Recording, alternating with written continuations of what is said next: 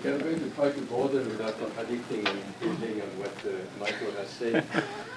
Michael basically took on the issue of the specification of the index insurance product and looked at the quality of the index and the issue of data and measurement, looked at the issues of regulations and kind of minimum standards, and looked at the issue of marketing, pricing, and subsidies.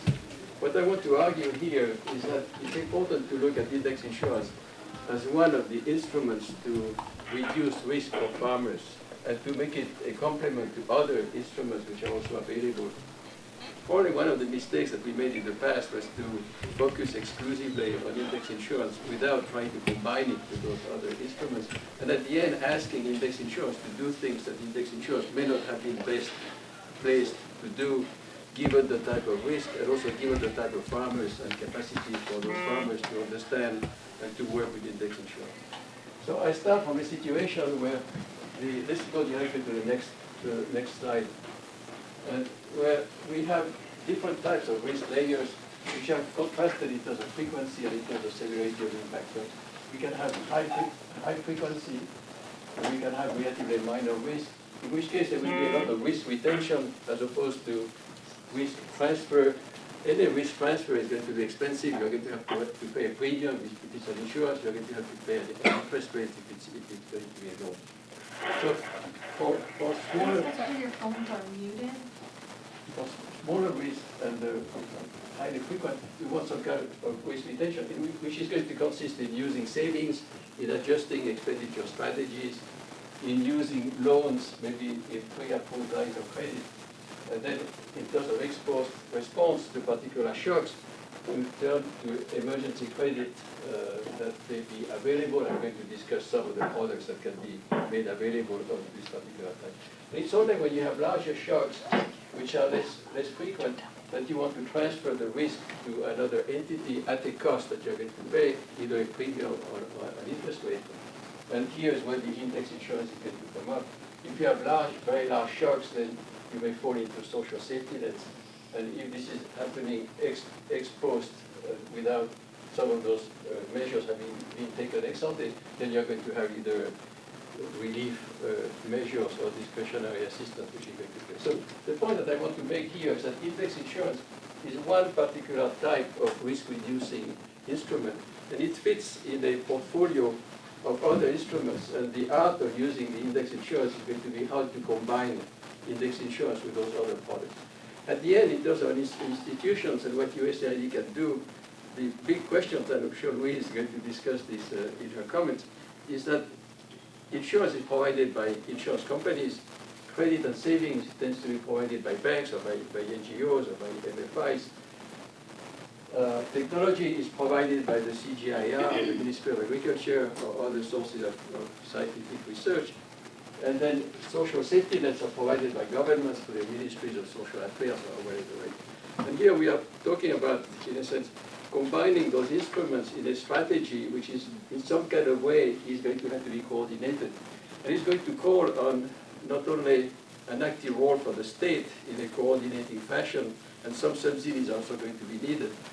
In transition, there is learning, there are externalities, so there is a logic for subsidies, but also a very large role for the private sector, and hence public-private partnerships that should come about, in part to construct precisely what Michael had been talking about, in terms of quality, in terms of regulation, and in terms of subsidies and pricing. So the first is to look at technology. This is a study we did under the AMA basis in Orissa, looking at flood-resistant rice. Here's the length of the flood. Here's the traditional rice and how it is losing yield as the length of the flood is happening. And then this is a flood-resistant rice, which is called Swarm-1, also called scuba rice, which can sort of hold its breath in the water for up to 15 days. And so what we see is that there is less yield loss as a consequence of flooding. What you see are sort of three observations from this.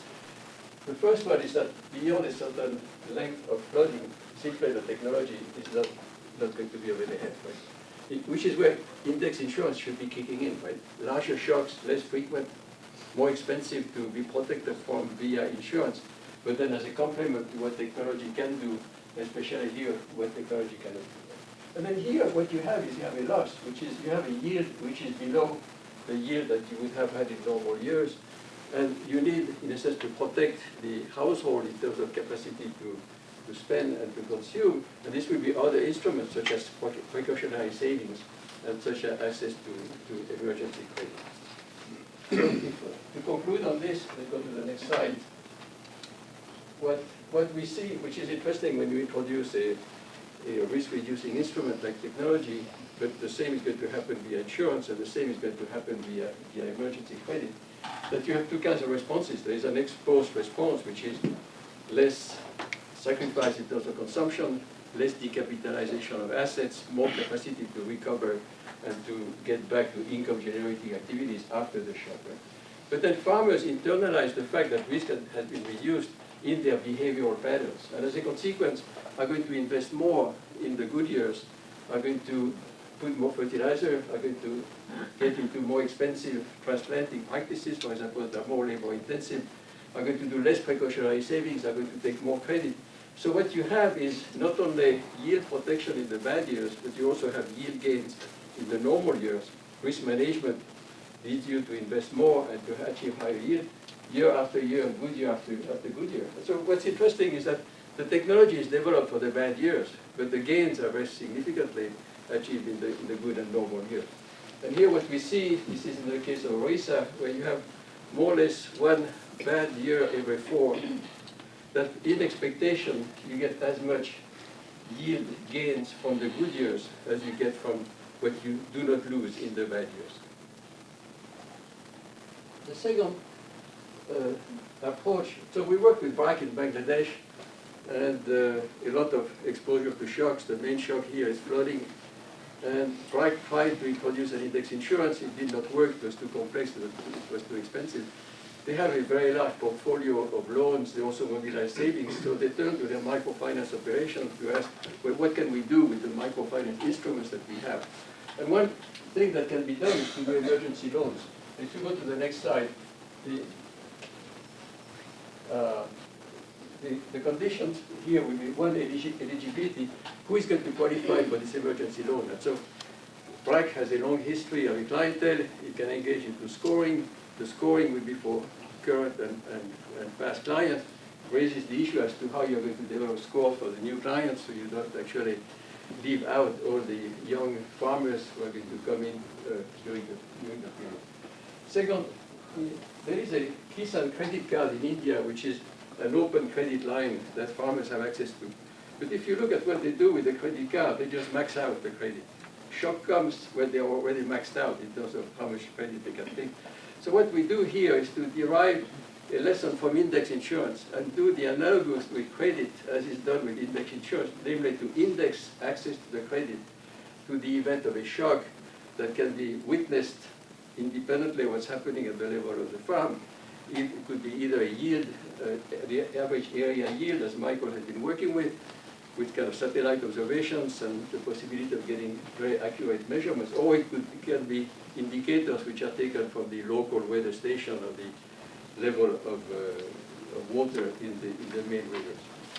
And then finally, there's a pre-approved line of credit. So the farmer knows ahead of time that if the index triggers access to the loan, this farmer is qualified for a certain amount of money, which is going to be instantly available to him or her if adversity strikes.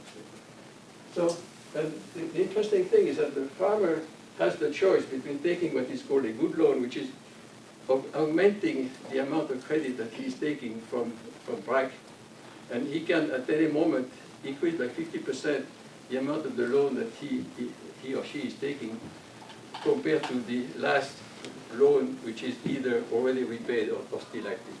Or to say, I'm not going to exercise this right, I'm going to keep it as an option for an emergency loan if adversity strikes. And so you see farmers, in a sense, revealing their types. Farmers who know that they can manage risk are going to take the good loan and then wait for a shock to come and decide how to use the money if adversity strikes.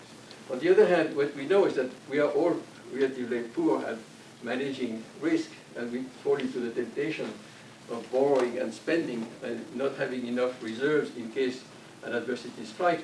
And so you may sign in for the emergency loan as opposed to taking the good loan, in which case you keep the option of borrowing specifically to respond to the shock. And what we see in the next slide is sort of early results. But the advantage of the drawback, if we compare to insurance, is that the advantage is there is nothing to pay. So this is the contrast that Michael mentioned between credit and insurance, where the big issue with insurance, in a sense, are trust and liquidity. You need to trust the institution. You have to have the liquidity to pay the premium. A credit approach does not need trust because it's the banker that needs to trust you, not you who needs to trust the institution. And you don't need the liquidity because you're going to repay at the end of the season when the exercise is going to be finished. The disadvantage is, of course, is credit. So credit is you internalize the risk instead of exporting it to another agency, which means that if there are large shocks, then the credit will become prohibitive. If you have a sequence of shocks, then pretty quickly you're going to run out of capacity to pay your loans.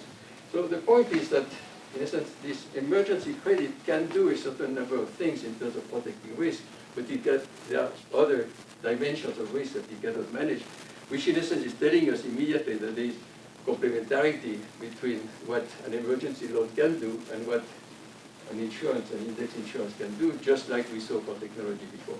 So at the last slide, we show some results, which is essentially not unexpected and very analogous to what we see with insurance and what we see with risk-reducing technology, that farmers not only cope better with shocks, less decapitalization exposed, but they also anticipate that they're going to be protected by this access to the emergency loan, so they can invest more in agriculture and achieve higher yields year after year in the good years. Then let me just finish with some lessons from microfinance. So microfinance revolution, a lot of new ideas that have come up in terms of design. I think the main two ideas for which we want to derive implications for insurance is, again, trust and liquidity. How to manage liquidity? What do we learn from microfinance? Well, there could be joint liability in the sense that you could give the insurance and only collect the premium at the end of the season if there is joint liability in the ability to recuperate the payment later on. So there are interesting experiments going on in Ethiopia.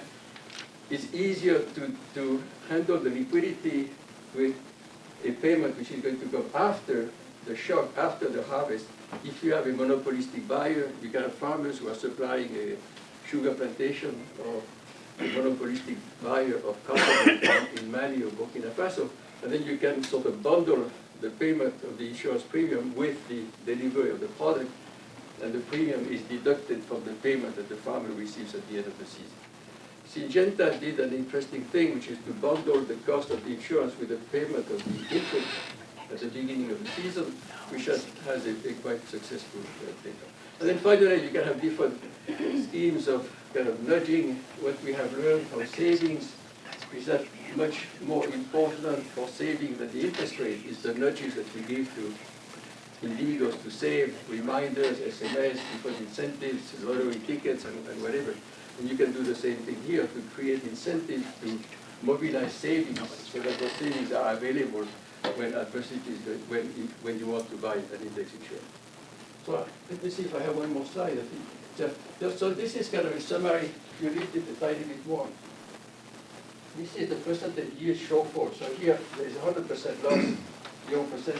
And this is the farmer's gross income as a percentage of a normal year. And so what we see is that with normal technology, first nothing happens, the shock may not be very big, and then there's a decline in the farmer's gross income as a percentage of the normal year.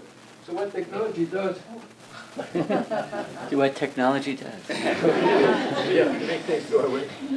So what technology does is actually to shelter this fall.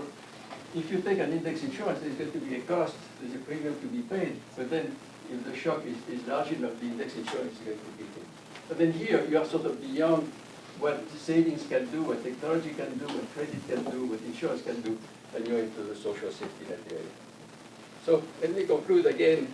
I think it's important to look at index insurance as just one element of a package of instruments the key is to know how to combine and bundle those instruments.